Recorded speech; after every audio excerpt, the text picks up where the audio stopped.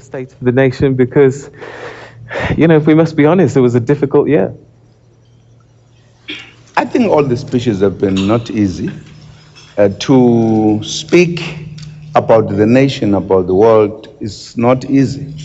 At all given times, you've got to deal with the nature of the country, what needs to be done, and therefore you can't say this has been the most difficult. You know that since 2008, the economic turndown has been a challenge. So it has been difficult for all countries, not for one country. Even the old economies are having very difficult this time. So no one at this time can say, I'm doing a very easy speech. I think even the big countries have difficulties. I think what is critical in South Africa is how do we change South Africa? How do we make South Africa move forward? That is the critical thing. Of course, every government has to put plans in place, but also, it's not just the plans. Do we have the means to implement the plans? One of the critical points is, how are we going to implement our plans? That is going to be our focus. And therefore, when we set the scene, we must be able to do what it takes in order to ensure that our plans are implemented. I think what we have said is what we believe we are in a position to do. And I think, as I said, this is a collective effort of the leadership of government, and we are ready to do so. And that's why I'm inviting business. Perhaps what is going to be the most difficult is to make business agree to join hands. Would you say, there's been a shift in thinking? Because a lot of people are going to remember the word infrastructure. Is that going to be the driving force to job creation and some of the other ambitions that you have? It's going to be part of it, definitely. Without the infrastructure, and as we explained it, you would not be able to move forward.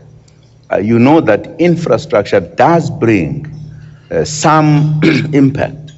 I think the recent example of 2010 will be the most fresh example, that with 2010, we were able to change the face of this country to a very large extent.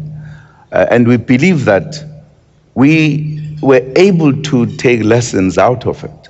For an example, generally, if you do infrastructure, it takes a long time because there are all the procedures and bureaucracies.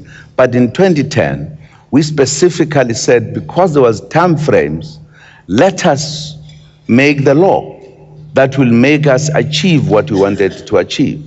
And we've taken that lesson. With the infrastructure that we're talking about, we are going to take that law, perhaps enhanced, because we are giving ourselves some time frames within which we should be able to see these things.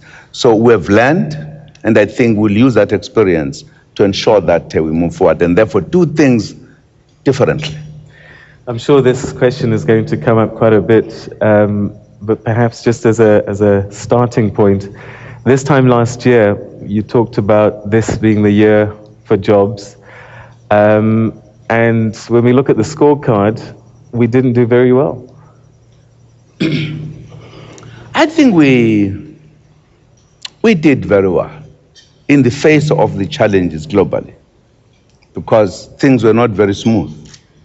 The economy, particularly the Eurozone, has been in difficulties. I think it has impacted generally, globally, in the economic world. The fact that we're able to create jobs, even within that kind of situation, and it tells you that the scorecard is not very bad. Otherwise, we would have said we're not able to do anything. I think we've been able, we've been able to do so, but we are not saying we've done everything. But it's very little comfort to the millions of people out of work, Mr. President. When we think about the numbers that are unemployed, and that number is growing, very few people got jobs in 2011. What can we do differently? Because I would imagine that a massive shift in thinking is required here. This is what we've just done.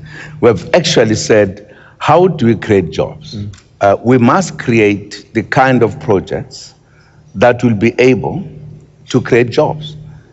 We believe that the infrastructure you're talking about is massive, and it has to create jobs no matter what happens.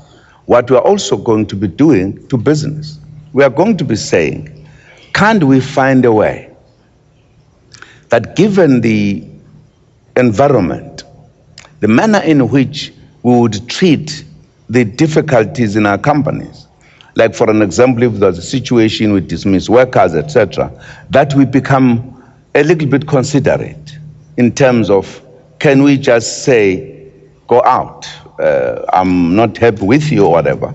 That is why earlier we had the accord of labor, business and government to say what happened to the employees who lose their jobs. Can't we take them and train them and do something? I think that goes also to the workers themselves. If there are difficulties, how do we handle our issues given the challenges at the moment so that we don't lose more jobs? Because it doesn't help if you create jobs one side, you lose jobs on the other.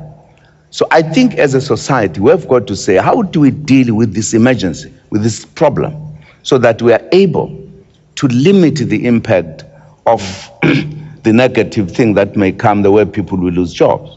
I think it's a question of the partnership that has to be strengthened and enhanced, as well as the understanding of the challenges that we face, all of us, government, business and labor. All right, you've mentioned this partnership. Perhaps we'll hear from business exactly what they need to be able to join hands with government and people on the ground. We'll do that after the break. We're going to take a quick commercial break and we'll continue with this conversation. And remember, you at home, as well as members of the audience here, can participate in this conversation. And after the break, we will continue and start to get those questions. Let's take a break.